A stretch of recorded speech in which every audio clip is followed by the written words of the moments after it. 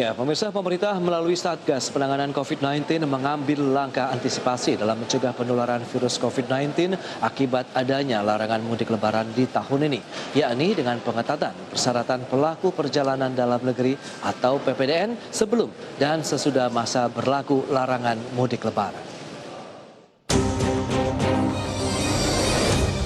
Pemerintah melalui Satgas Penanganan COVID-19 mengambil langkah antisipasi dalam mencegah penularan virus COVID-19 akibat adanya arus mobilitas masyarakat yang hendak mudik. Sebelum kebijakan larangan mudik lebaran diberlakukan pada 6 sampai dengan 17 Mei 2021. Pada 21 April 2021, Satgas Penanganan COVID-19 menetapkan kebijakan tambahan dalam Adendum Surat Edaran Nomor 13 Tahun 2021 tentang peniadaan mudik Hari Raya Idul Fitri tahun 1442 Hijriah dan upaya pengendalian penyebaran COVID-19 selama bulan suci Ramadan 1442 Hijriah. Antisipasi sebelum pelarangan diberlakukan berupa pengetatan persyaratan pelaku perjalanan dalam negeri atau PPNDN selama H-14 peniadaan mudik 22 April sampai dengan 5 Mei 2021 dan H+7 peniadaan mudik yaitu 18 sampai dengan 24 Mei 2021. Pada masa tersebut diberlakukan surat tanda negatif baik PCR atau rapid antigen bagi pelaku perjalanan dengan masa berlaku maksimal 1 kali 24 jam sebelum keberangkatan atau bisa dengan menunjukkan surat tanda negatif tes genos di lokasi keberangkatan. Latar belakang penetapan penambahan kebijakan pelengkap ini karena masih ditemukan sekelompok masyarakat yang hendak pergi mudik pada rentang waktu H-7 dan H+7 tanggal pemberlakuan peniadaan mudik. Lantas adakah tujuan lain dari pemerintah saat memberlakukan pengetatan larangan mudik lebaran di tahun ini? Saksikan pembahasan selengkapnya di IDX First Session Closing Market. Ya, pemerintah kembali memperketat larangan mudik lebaran untuk menghindari lonjakan kasus COVID-19. Dan kita akan membahas topik yang menarik ini bersama rekan Mangi Veracong.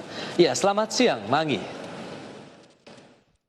Halo, selamat siang Pras. Ya, mungkin bisa dijelaskan ini data-data yang sudah Mangi himpun ya untuk pemirsa IDX Channel terkait dengan pengetatan larangan mudik lebaran di tahun ini. Tanggal berapa saja diberlakukan? Karena kita tahu juga pemerintah sebelumnya sudah menetapkan larangan mudik lebaran begitu ya. Apakah ini juga akan berlaku di antaranya, Mangi? Silakan. Baik, terima kasih Pras. Ya pemirsa, jika kita bicara terkait dengan mudik, memang lagi-lagi di tahun ini pemerintah melarang mudik lebaran yang berlaku di tanggal 6 Mei sampai dengan 17 Mei 2021. Dan tentunya pada tanggal tersebut pemerintah sangat membatasi aktivitas dan juga kegiatan masyarakat. Kemudian juga pemerintah sangat membatasi pergerakan dari transportasi, baik itu transportasi udara, darat maupun transportasi laut.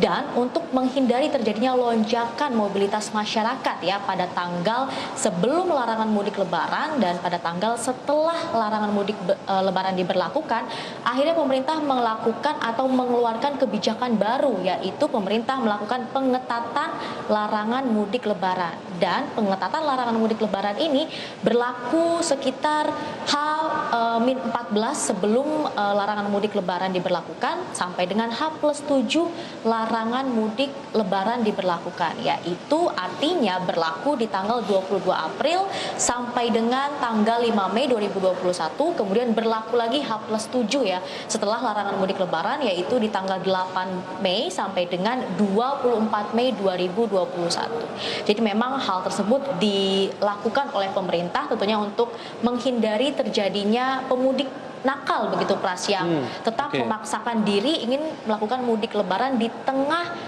kasus positif COVID-19 yang diusahakan untuk dilandaikan oleh pemerintah, Pras. Oke, berarti memang ini ada tambahan ya, begitu aturan yang sudah diberlakukan terkait dengan pengetatan. Bagaimana ini langkah-langkah mengantisipasi bepergian masyarakat pada saat musim lebaran ataupun musim mudik lebaran di tahun ini. Dan terkait dengan aturan lainnya nih, Mangi, terkait dengan pengetatan larangan mudik lebaran apa saja begitu? Apakah ada aturan-aturan yang menyertainya begitu?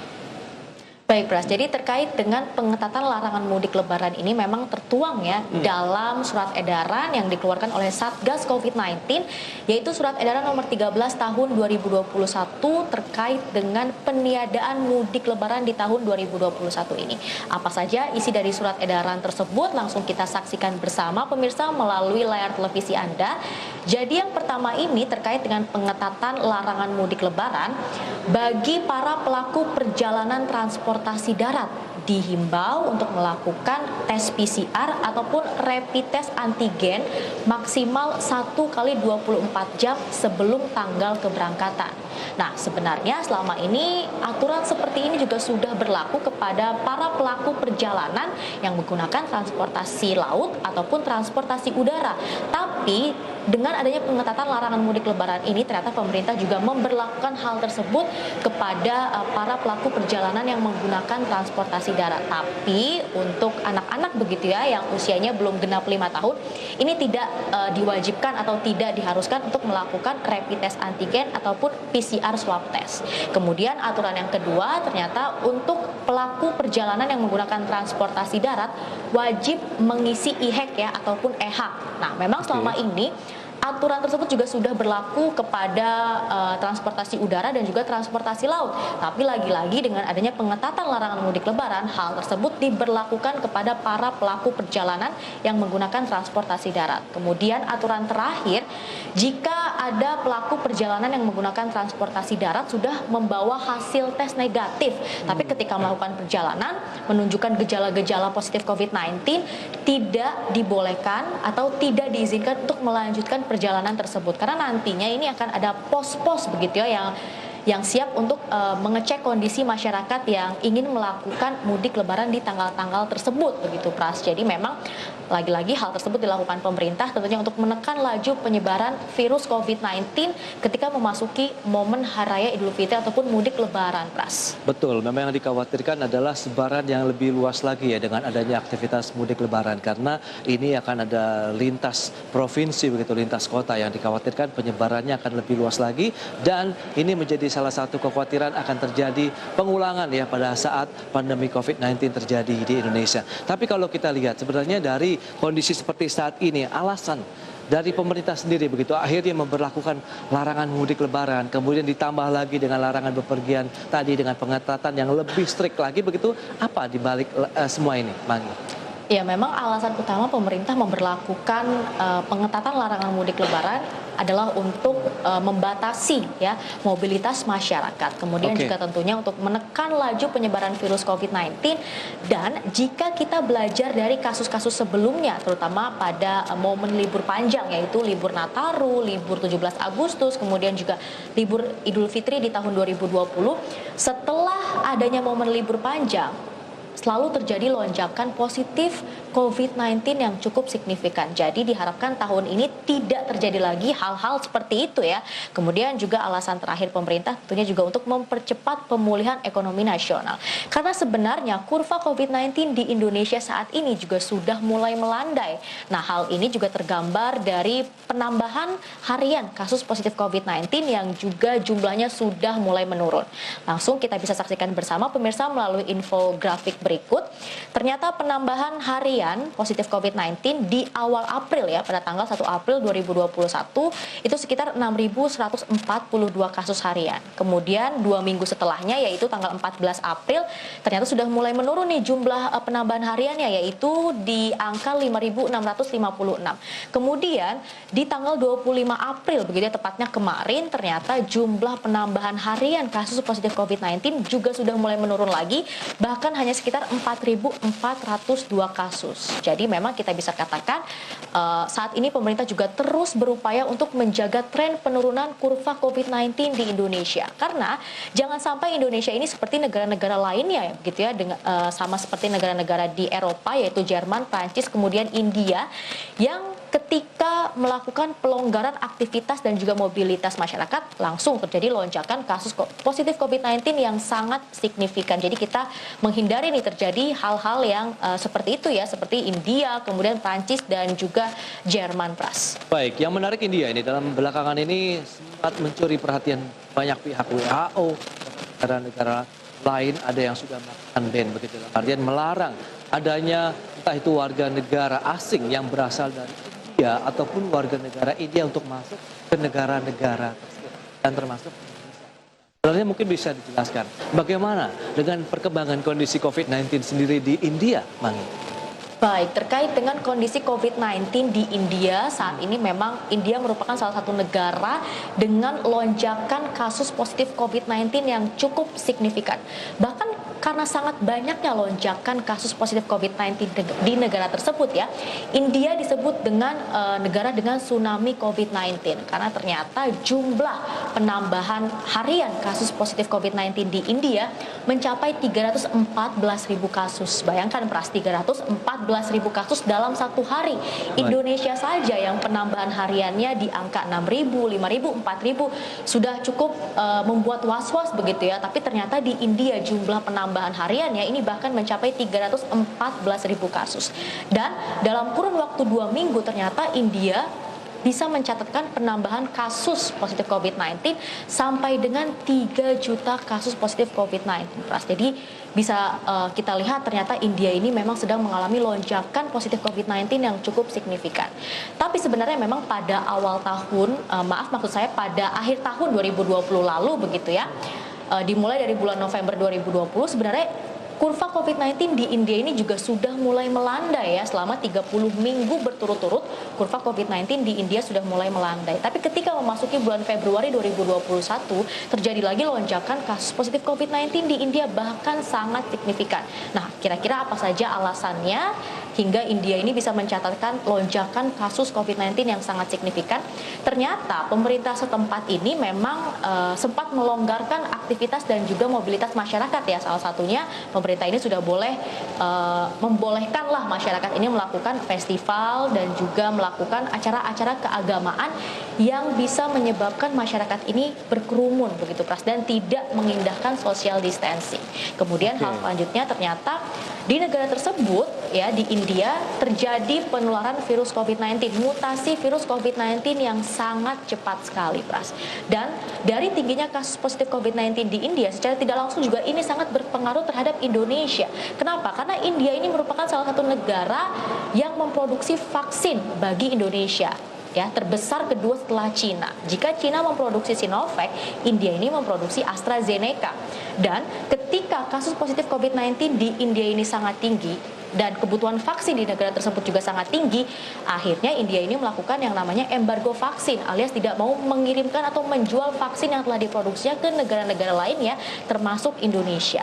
Jadi ini jika kita hubungkan semua Pras, ini memang mempunyai hubungan yang erat gitu ya, ketika India tidak mau mengirimkan atau tidak mau menjual alias melakukan embargo vaksin salah satunya ke Indonesia, artinya stok vaksin di Indonesia juga sudah mulai menipis atau sudah mulai berkurang.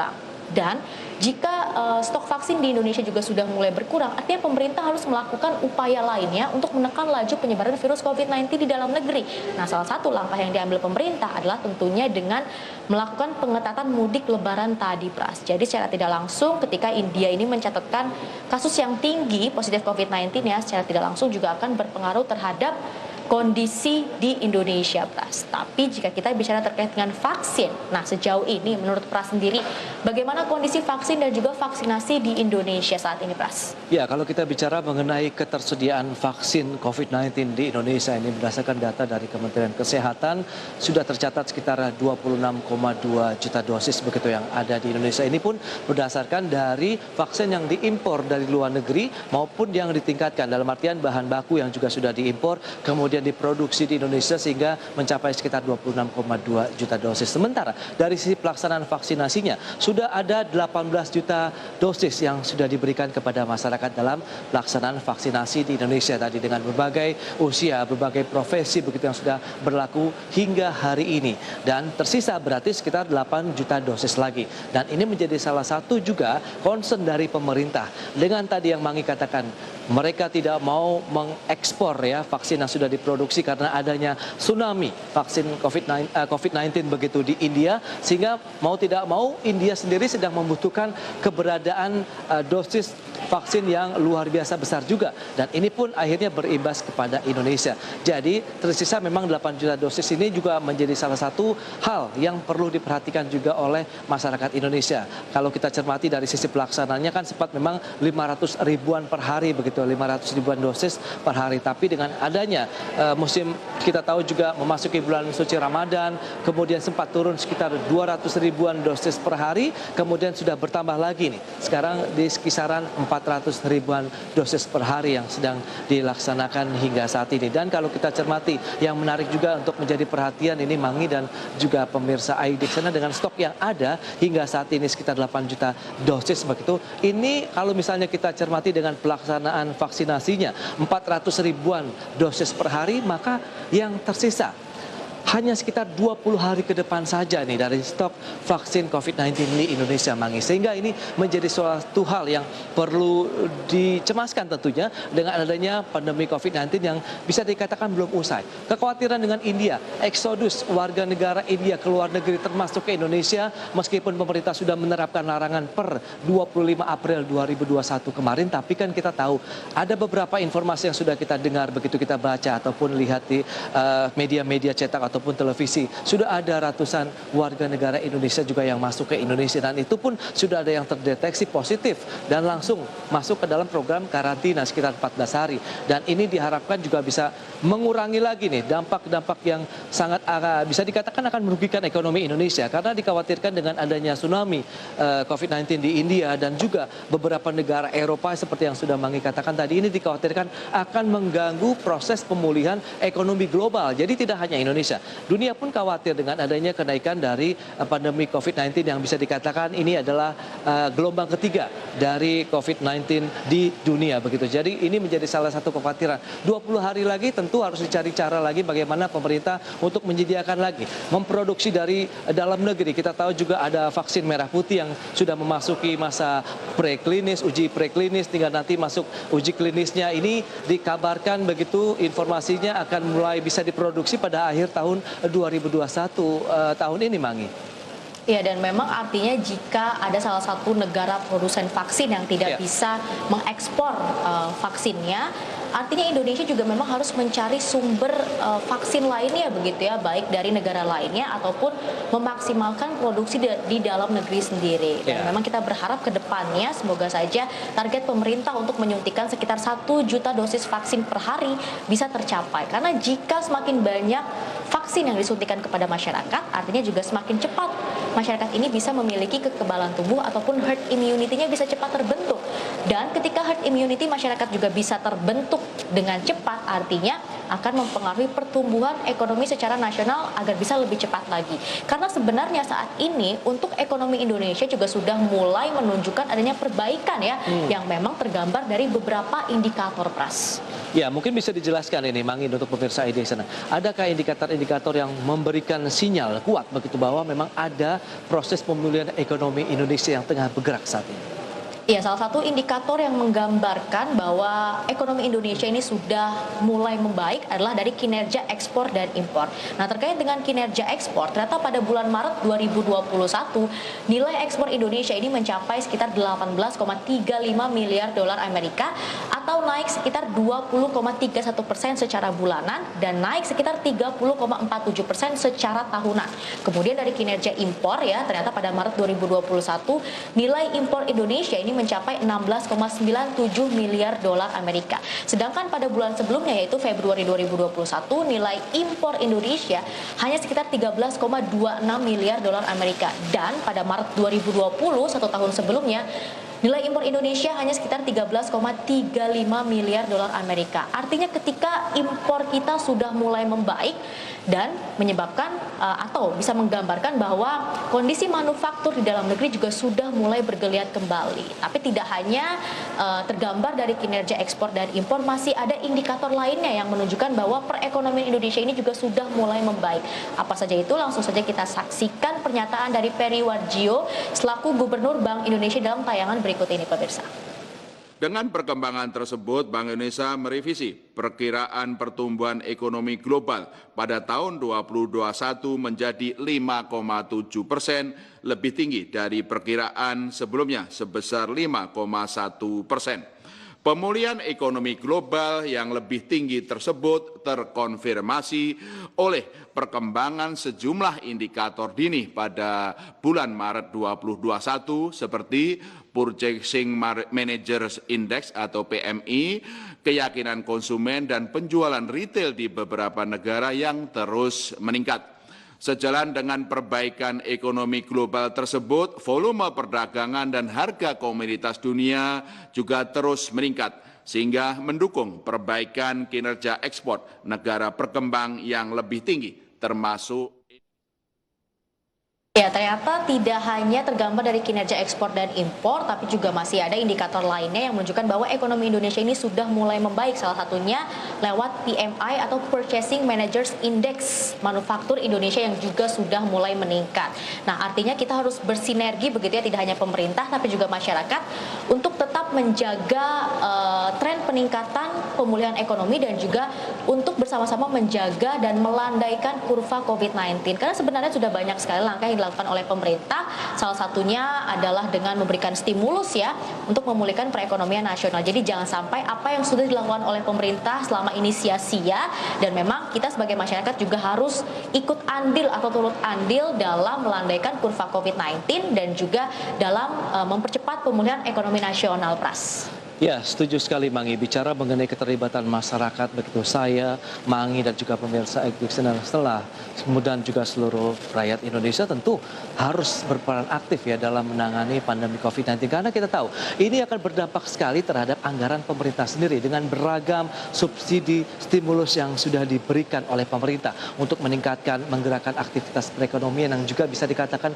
masih landai hingga saat ini. Tapi di satu sisi memang kita cermati di tahun 2020 sudah beragam stimulus yang diberikan oleh pemerintah. Mulai ada dari pajak penghasilan 21, PPh 21, kemudian ada lagi PPh impor yang juga sudah diberikan relaksasi, dan berikutnya ada subsidi listrik. Kita tahu juga di tahun lalu untuk mereka yang memiliki daya listrik antara 450 volt ampere sampai dengan 900 volt ampere pun sudah diberikan subsidi untuk meringankan beban dari kehidupan mereka begitu dengan adanya pandemi COVID-19, karena ini menekan secara individual juga per keluarga di Indonesia yang terdampak dengan adanya pandemi COVID-19. Dan ini pun masih terus berlanjut hingga 2021 dengan beragam relaksasi stimulus yang sudah diberikan dari sektor fiskal maupun moneter. Di tahun 2021 ada BLT untuk UMKM sekitar 1,2 juta rupiah. Kemudian juga PPNBM yang sudah terbukti mengangkat lagi kinerja industri otomotif di Indonesia, dan juga ada lagi down payment sekitar 0% nih untuk sektor properti di Indonesia. Jadi Mangi, yang perlu dicermati memang semua pihak harus terlibat nih untuk menjaga bahwa pandemi COVID-19 tetap terkendali sehingga tidak akan berdampak lagi terhadap anggaran pemerintah yang terus dilakukan untuk melakukan relaksasi, kemudian juga stimulus-stimulus yang diberikan begitu Mangi. Ya, dan memang kita sebagai masyarakat juga harus turut andil gitu ya, agar apa yang dilakukan pemerintah ini bisa membuahkan hasil dan tidak sia-sia. Karena tidak sedikit dana yang telah digelontorkan oleh pemerintah untuk mempercepat pemulihan ekonomi nasional. Sebagai masyarakat kita hanya perlu mematuhi protokol kesehatan dan juga mematuhi aturan-aturan yang memang telah dikeluarkan oleh pemerintah agar kurva COVID-19 di Indonesia bisa segera melandai. Betul Mangi. Baik Mangi, terima kasih banyak atas laporan dan data-data yang sudah disampaikan. Selamat melanjutkan aktivitas Mangi kembali. Terima kasih Pras. Ya. Baik pemirsa, perbincangan yang menarik ya terkait dengan larangan mudik lebaran, kaitannya juga untuk mencegah pandemi COVID-19 tidak semakin meluas di Indonesia. Kami masih akan kembali dengan sejumlah infografik menarik lainnya terkait juga dengan COVID-19 usai jeda berikut.